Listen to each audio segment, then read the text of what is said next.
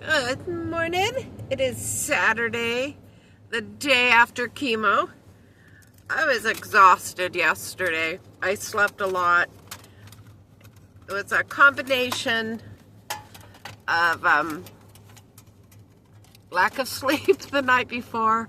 I've been so worried about my youngest son having a hard time sleeping. Now I'm gonna make me a cup of tea. Got my van running to get some heat in here because I let it get a little too cold. And also I use it for ventilation and to help charge up my Jackery, which wasn't, I have two Jackeries. I've only been using one because I don't have a refrigerator. So I don't need to use two of them. But it was on 87, so since I'm running it anyway, I may as well top it off. It's supposed to be in the mid-50s today. Yesterday I was so disappointed because I was so tired. It was almost 60 degrees and I didn't go out and walk except when I was in the store, but today will be a totally different day. I'm feeling good. I'm going to take it easy though so I don't overdo it, but I went and I felt hungry, so I went and got some pre-cooked chicken.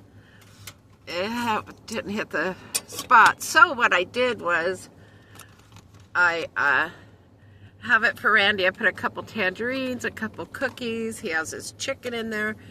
And 2 new pairs of socks. I have a bunch of socks, so I like to hand them out. It's getting damper out, so nothing is worse than having, I don't wear socks, but seldom do I wear socks. But I couldn't imagine living out in the elements where everything is always so damp and wet. So I could feel the chemo today going across my chest area, up and down my esophagus. Ugh. Makes my voice kind of shaky, but I'm grateful to have my voice back. So y'all remember when I didn't have a voice? I could hardly speak, but the Lord's been good to me. I got my voice back. That big old blood clot that was in my neck is gone. I'm cancer free. I only have to do chemo through June. I mean, who could complain, right? I feel pretty good today. We'll see how the rest of the day goes. I got some few little things planned. Definitely gonna go for a walk. It's foggy at the moment, but yeah, I'll take that.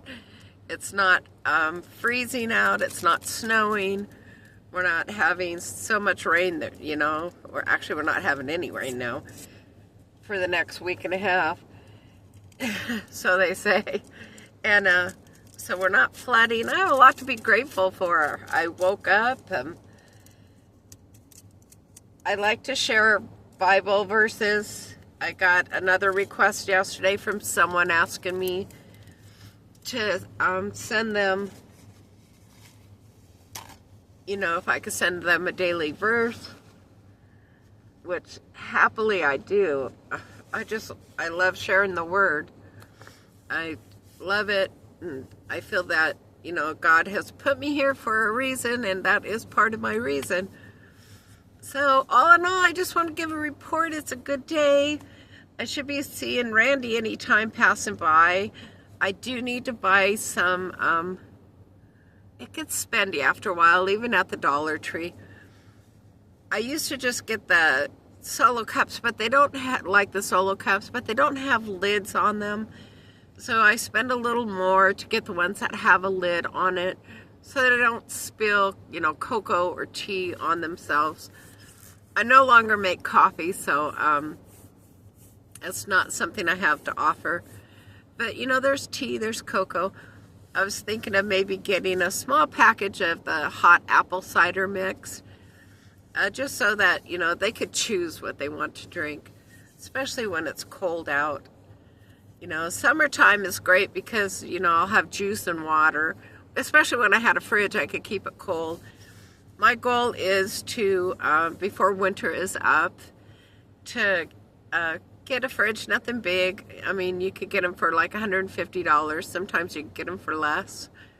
I don't need much, but I do like to keep cold drinks, and I like my fruits and vegetables. And like right now at nighttime, though, it's still been in the mid-40s at night.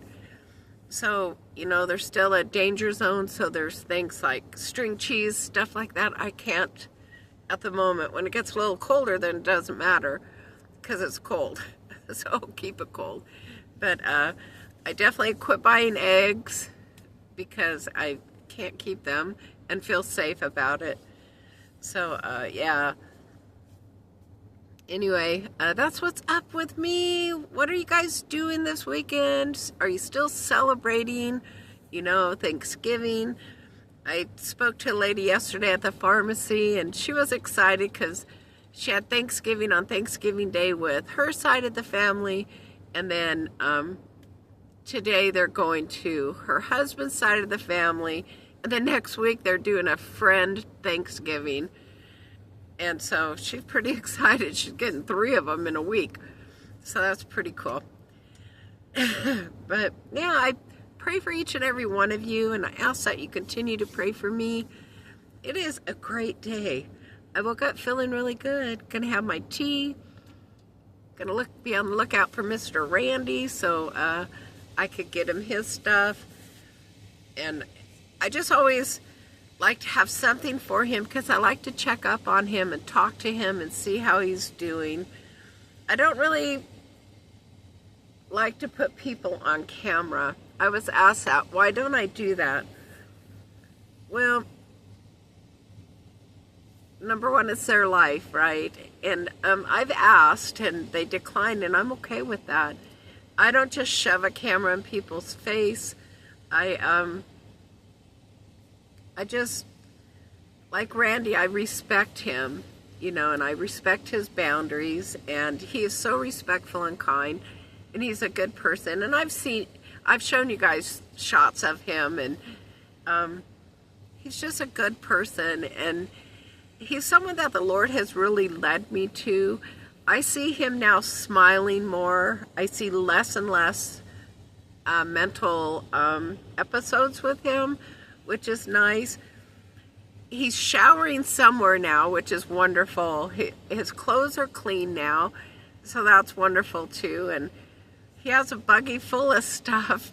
And I notice he has cardboard piled on top. I'm assuming he lays that down on the ground, prior to sleeping.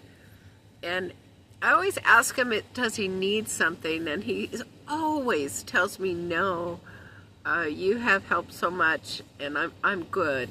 And that's a good feeling, knowing that we are looking out over and taking care of and loving God's children. And that's so important, so wonderful. Speaking of, and I can't remember if I shared it or not, but I had a gentleman that I met last summer who popped in and checked on me. I got a phone call the day before Thanksgiving from a gal that works at the pharmacy who has been on this journey with me from the first day I found out I had cancer. She has been a rock for me. But she apologized, for getting my number off my information there, and I was fine with that. And but she wanted me to come join them for dinner for Thanksgiving, and I declined. And then I saw her yesterday, and she goes, next year for sure you're coming. Well, next year for sure I won't be around here. Next year, next November, I will be, Lord willing, free and clear from my treatments, other than I'll have to get a scan. I think it's every 3 or 6 months. And I'm okay with that. But I didn't have heart to say anything to her. I just smiled and told her I loved her and appreciated her so much. Because I'm not going to be here. I don't know where I'll be, but I know I won't be here. If weather's permitting, maybe I'll be at my daughter's, and then from there head to the coast where it's always warmer. And it might be wetter, but it's warmer. So I just know I won't be here. I have been going through treatment for over 17 months now, every 3 weeks for over 17 months. And at the first leg of the journey, the first 6 months, I had a PICC line. So I had to go in weekly and get that taken care of. And then all the testing and all, lab work and all that and treatment. And I told the lady who did put my IV in for my treatment yesterday, she's like, oh, your veins aren't wanting to pop up. And I told her, I said, my veins are tired. I keep telling people this. She goes, well, it's been several weeks, 3 weeks since your last treatment. I go, well, you're a nurse. I said, you're aware that it takes a year or longer for the chemo to be completely out of your system. I said, but I'm tired. I go, my body's tired. My veins are tired. I'm not giving up. I'm here for the long haul. But I looked at her in her eyes. I go, you got to be patient with me. I go, you slapping on my hand like that isn't helping much. It hurt by the time she was done. I didn't mind the hot water bottle, and I didn't mind the hot blanket. That felt good, actually. But man, she was just like slapping the dog out of my hand. And man, for a quick moment, I was like, Lord, if you weren't in my life, I would have reached up and slapped her. Finally, I suggested a different area, and it worked. My veins are tired. I don't know what to say. They're getting poison pumped through them every 3 weeks. It's like, it doesn't work like that. You don't just bounce back and you're already, your body's saying, oh, okay, give me some more of that garbage. No, it doesn't work like that. But, I guess unless a person hasn't gone through it, they don't know. She might work there and she might deal with people every day. But none of us are the same. None of us. And chemo just doesn't leave our body just because it's time for our next treatment. No, it's kicking around. Trust me, it's hanging out. It's attacking everything good that's in me, and my body is fighting hard to replenish the good to keep fighting off the bad. Anyway, yeah, she was quite the character. But all in all, it was great. My treatments have gone, they used to be 3.5 hours, something like that. And once I went to maintenance, it's like an hour and a half. So I'm not complaining. I'm so grateful to God that I woke up this morning. I'm grateful for all of you. Each and every day, I'm thankful. I'm thankful that I'm able to make my tea, that I'm able to share and love things with other people. I'm grateful and thankful that God has been restoring relationships for me. My daughter-in-law, I love her so much. She sent me a message yesterday because they've been going through their own stuff. People do. It's called life. And I get that. And but she apologized to me for not being in more communication with me, checking in on me. She wanted to apologize to me, and I told her, thank you. I appreciate the apology, but I truly understand. It's called life. She's a wife. She's a mother. She adopted my grandson, from a previous relationship that my son had, and she's such a good mom. Her heart is so big. She's starting back at church, and it's great being able to share the word with her and to encourage her and to lift her up and to build her up. But I get it. It's called life, and it happens because I go through it every day. Every day, life happens, And one thing that I have to be I am so grateful for is that when I got the diagnosis of cancer, I went through 2 days. I was emotional. But after that, when I gave it to the Lord and just said, look, if you take me, I'm with you. If you leave me here. I don't want to die yet.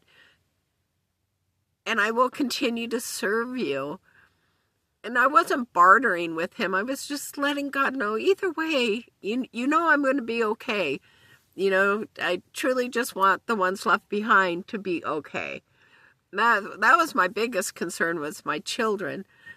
And I just learned to be grateful. And the small stuff is just stuff. It's just stuff.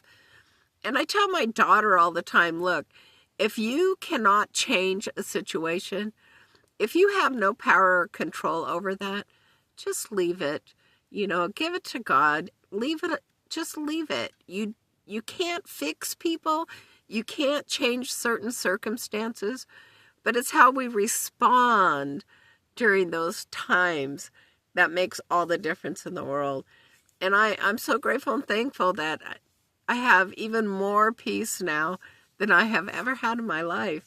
And that's including the loss of my sweet son Joshua last month.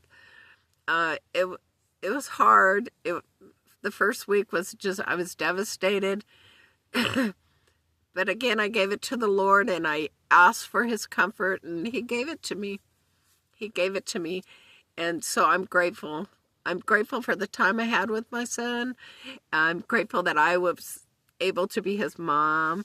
And I'm grateful that I woke up today to be able to share that love with other people. So yeah, it's a good day all in all. It's only 8 o'clock in the morning, but it's still a good day. God bless each and every one of you. I pray you have a fabulous weekend. Remember, love your neighbors as Christ loves you, and be good to yourself. He loves you right where you're at. You don't have to change a thing. He loves you. You are worthy. You are worthy. All right, I'm out of here. This is Gracie, and I'll be talking to you later. Bye.